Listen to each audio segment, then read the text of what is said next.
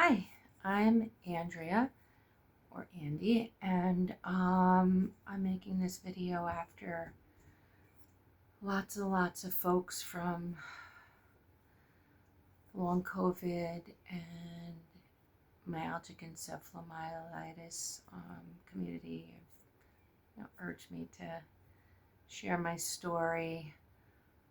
Um,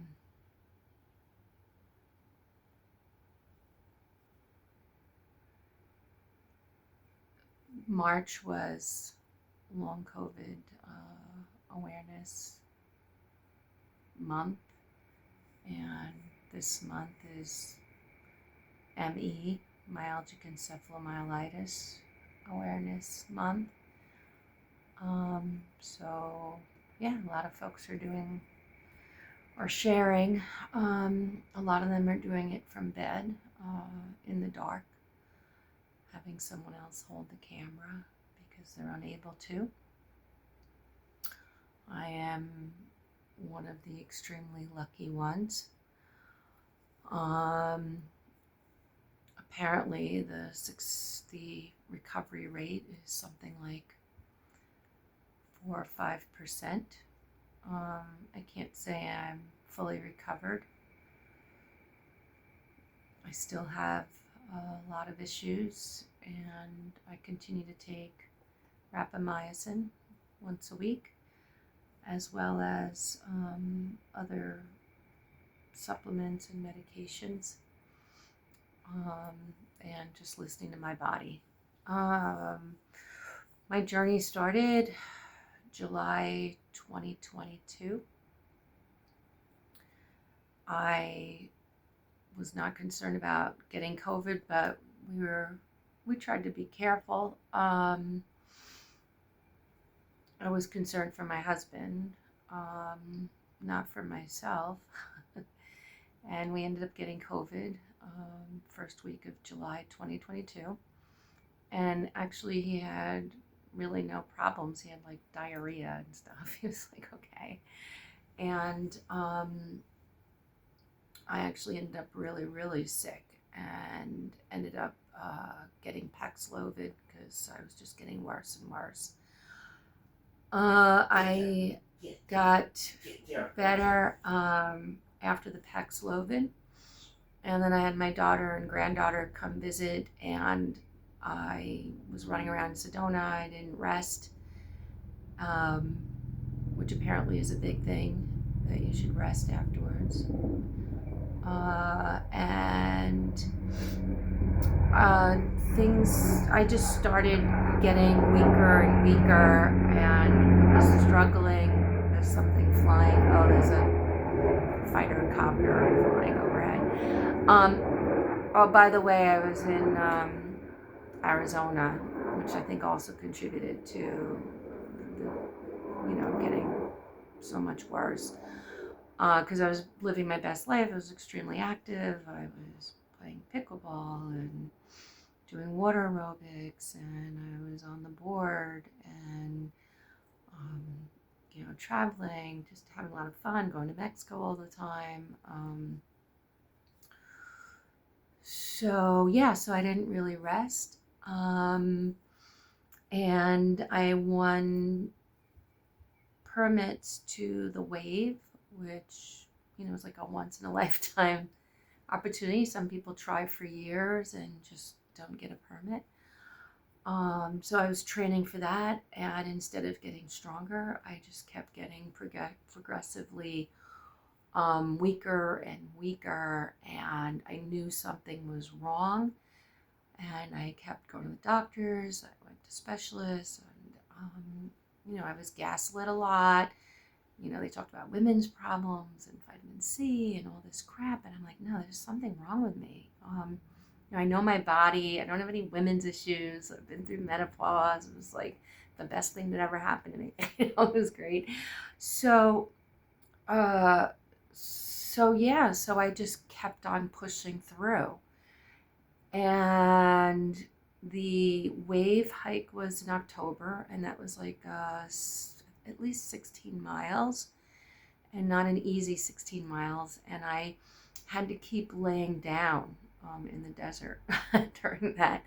So yeah, it was a lot, and but I was successful.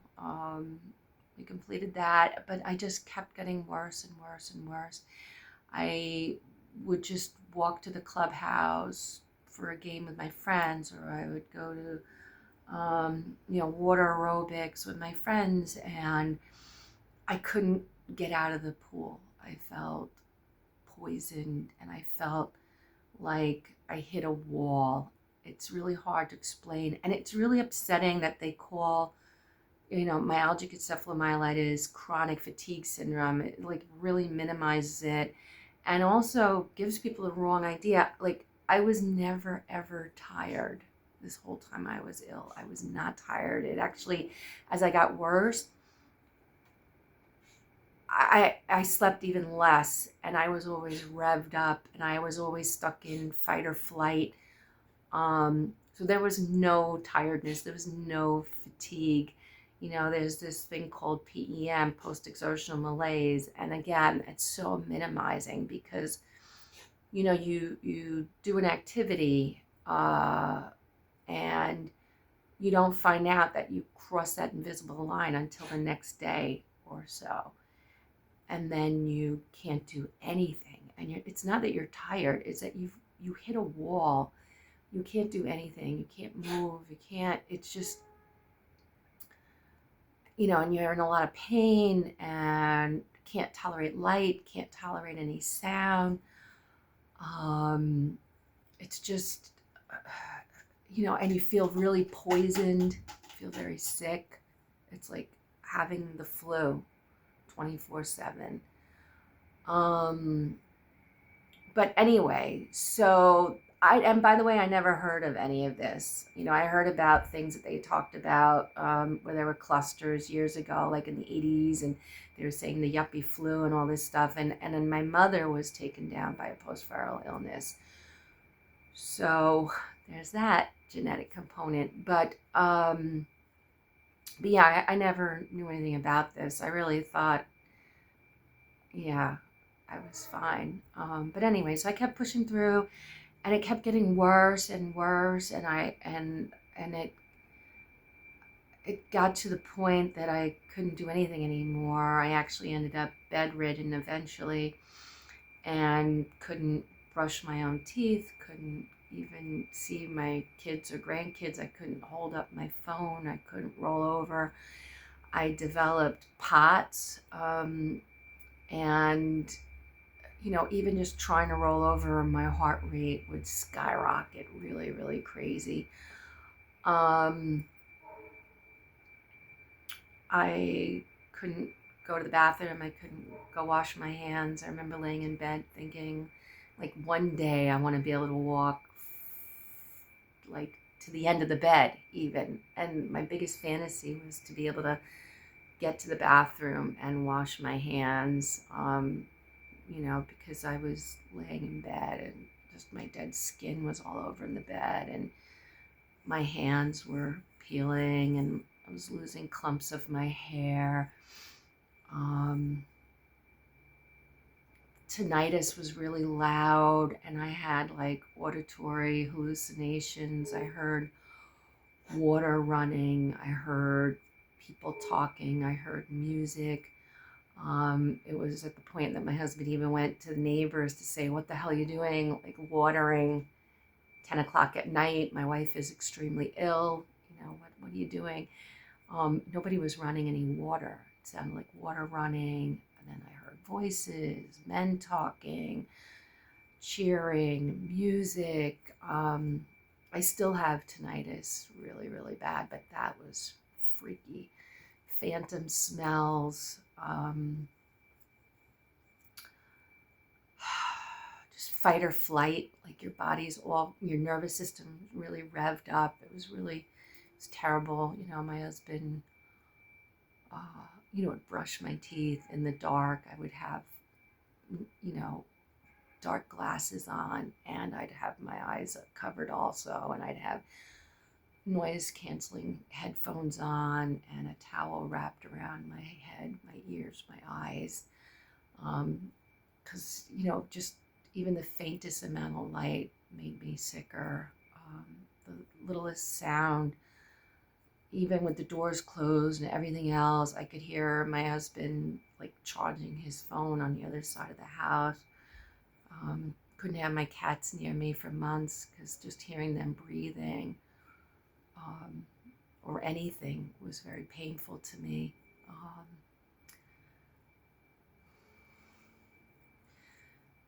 Um, I saw a doctor online, and he told me I'd never see my kids or grandkids again. They were on Long Island, of course, across the country. There were different things we were hearing about to try. We were trying different things. Nothing was working. I couldn't tolerate a lot of foods. It was just really, really hard.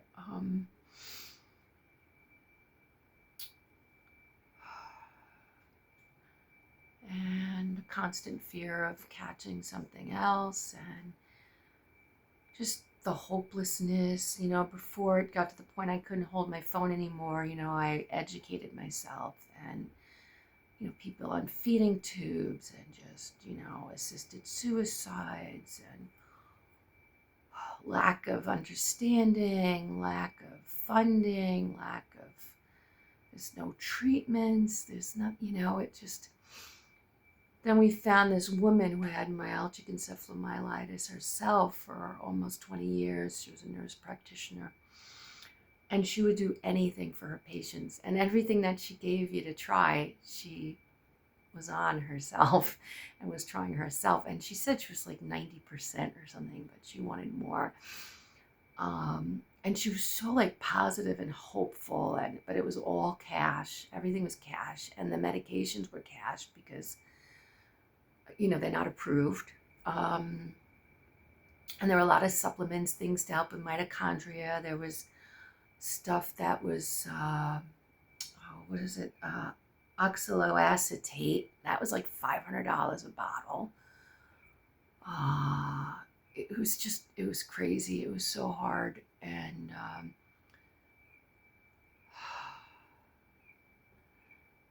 but she said, don't give up hope. Oh, and she was cash. You had to pay cash. It was like the first visit was $1,500 cash. And it was a lot.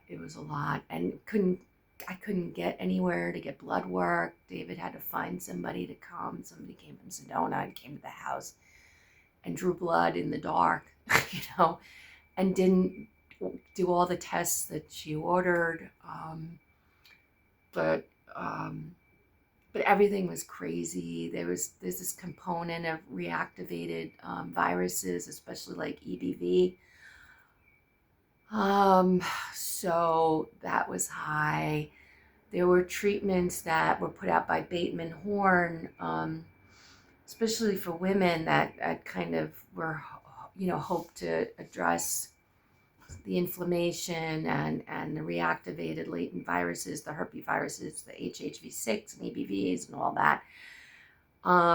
We tried that, and it made me worse. I couldn't tolerate a lot. And I tried for 6 days, and I just got worse and worse. We did LDN, which did help me a little bit. I was able to get out of bed again for a bit, and then I guess overdid it, meaning like walking, like from just one room to the next, like that's it, or just touching my phone and looking and having light exposure, like it just, everything costed energy.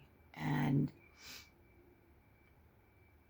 once I had this really, really bad crash, the LDN never worked again for me. I kept trying. I restarted it. It never helped me again.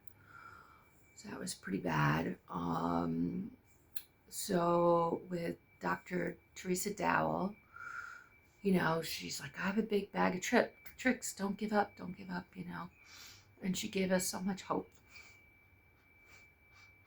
We tried several things, and everything made me worse. And she said, don't give up, because I was just pretty much like, if I could speak, I just really, wanted just end it because it was worse than death. You know what I mean? It's like, how close can you be to having zero life and like being in a coma, but still being aware? You know what I mean? It was like just living death, and you're just panicked. You're just alone with your thoughts 24/7, in silence and the dark. That's what Hemi was like. And being in Arizona too, it's like, I was in the hospital for, I don't know, about 5 days, and they were crazy. It was horrible. And but they approved me for having a nurse in the house and all this, and we couldn't get any. There just wasn't any available. There was no help. But anyway, sorry if I talk. It's circles. It's like there's a lot of PTSD from all this too. Because it just stole my life, my dream life that I finally achieved.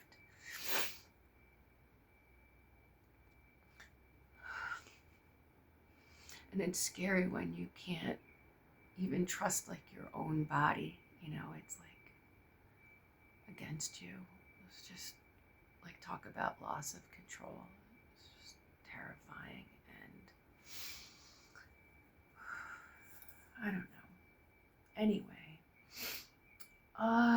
trying different things, and then Dr. Dow was like, are you willing to try rapamycin? It's a kidney transplant anti-rejection medication, and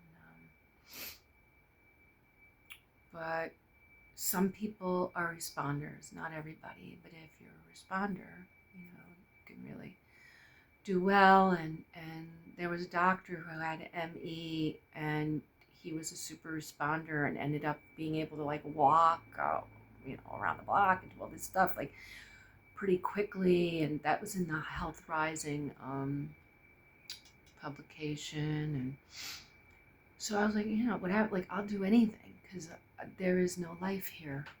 It's done. It's worse than it being done. And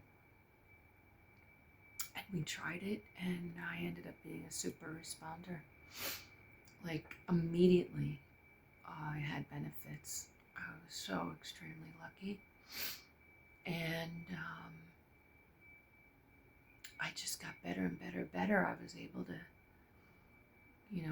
walk to the bathroom. I was able to get in the wheelchair.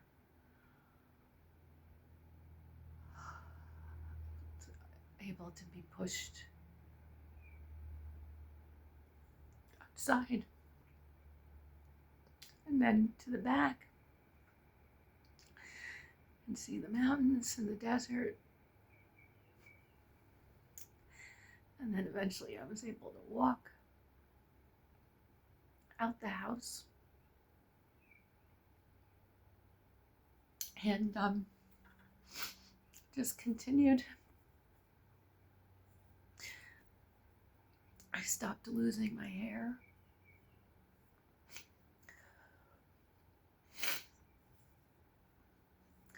I was doing a lot for the POTS. I was, I had support hose, and we put the bed up. Two of the legs were put up. And I was drinking pink Himalayan salt water and sea salt water a few times a day. And, we were doing a lot for that. But, even the POTS, everything was getting better with the rapamycin. I was able to speak more. I was able to think more. Brain fog was lifting. It was really taking care of everything. It was a miracle. And then it was like, well, okay, and now I can maybe make it back to New York and get real care because there was nowhere to get care. There was a long waiting list. There was a long COVID clinic down by Phoenix. In one of the hospitals, there was like an ME clinic, and I don't know. I had already been on the waiting list for a long time. I don't know, like a year or something. And we thought, oh, it'd be great to get to Stony Brook, long COVID clinic on Long Island. And that was a goal. A friend of mine on Long Island set up a GoFundMe because we were thinking, well, I can't really be moved. I can't be in the car. I certainly can't drive across country. And I think to be flown over was like $16,000. It was really crazy. And David and my friend Catherine were looking at like medical ambulance. I mean, it was really, it was crazy. It was really crazy, the amounts and the thought I just couldn't make it across. But every week I just got better and better and better with the rapamycin. I mean, along with many other, a good diet and the salt water and the oxaloacetate, different things that help, rebuild the Krebs cycle and ATP and the mitochondria that weren't, replenishing. They weren't there.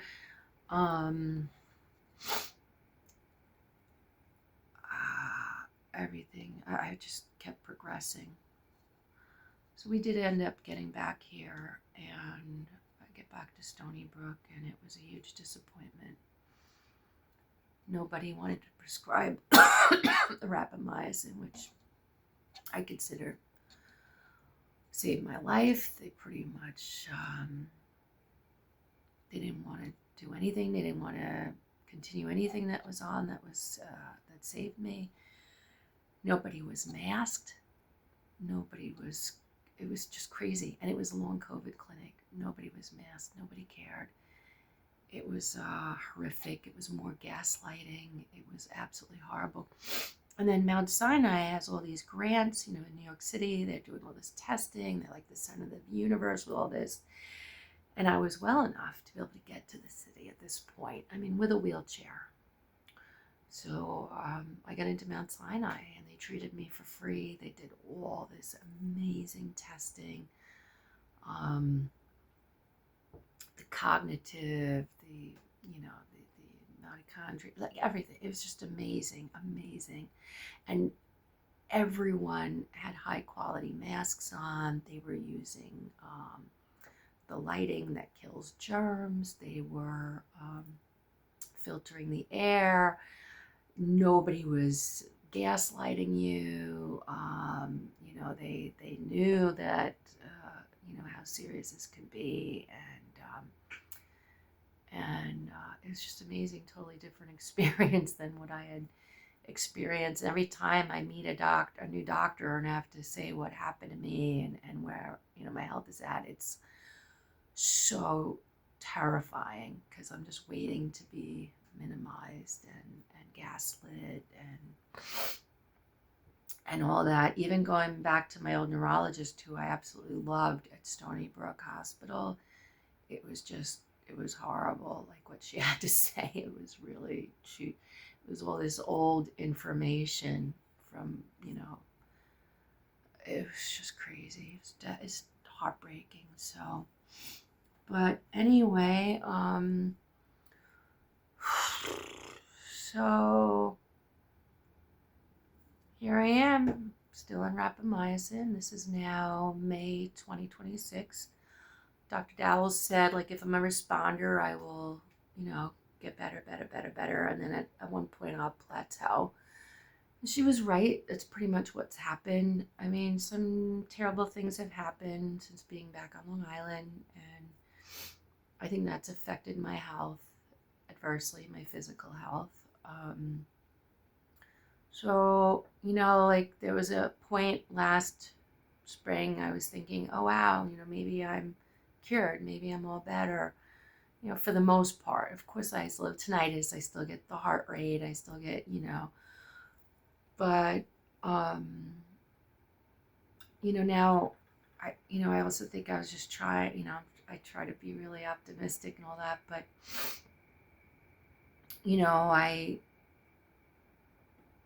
I still have myalgic encephalomyelitis.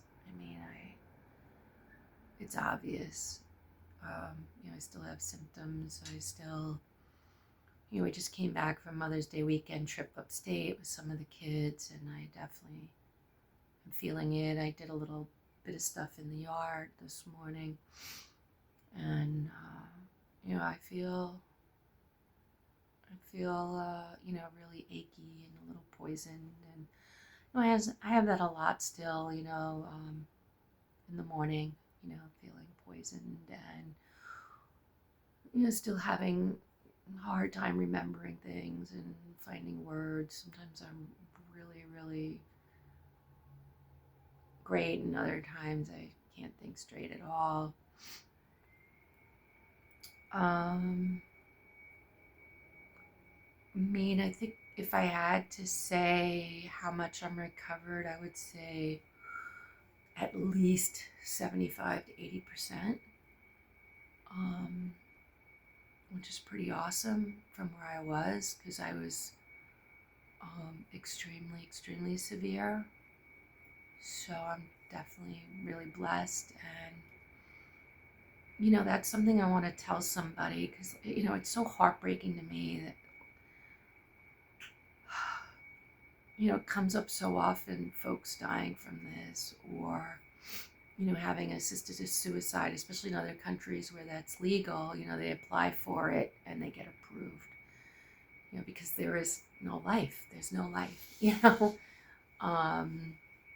It's worse, and it's just. But something I always told my people, in my work, where there's life, there's hope. And it really is true. Like, I can understand how people feel that they don't want to go on. And I know that statistics are really, really bad, but there are still a lot of entities that are working really, really hard to help us and to find more answers and to find treatments, because of how it hits all of us. It's not one size fits all, unfortunately, but you never know what could give you some life back. So just don't give up, because I'm glad I didn't give up, because it's hard being back on Long Island. It's hard that I lost like my dream life that I only got to enjoy for 1 year. I got there July 21 and I got sick July 22. It's hard, but I have kids, grandkids, my uncle, my brother, they're here, and even though there's been some really horrible times, there's been some really great times, and I'm getting to see what my kids are making of their life, and I'm seeing our grandkids grow up, and I'm very blessed, and it seems like maybe rapamycin isn't really working anymore. I'm not getting any better. Still, I've regained so much in my life. I can go work in the yard a bit. I can go hiking. I can go on trips. I can go. I remember thinking, like, I wish I could look at their picture on my phone. I couldn't even do that. I remember the kids would send a picture or something to David, and he would stand like the furthest he could from me in the bed. Like, he'd stand on the other side of the room and just flash me the picture really quick because I just couldn't tolerate any light at all. But I remember thinking, like, God, if I could just, I wonder if I'll ever be able to read again, like, so I can read to them. I wonder if I'll ever be able to hear music again.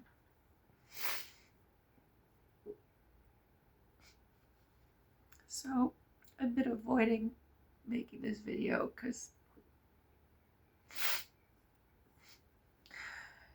it's just scary, you know? Is it going to happen again?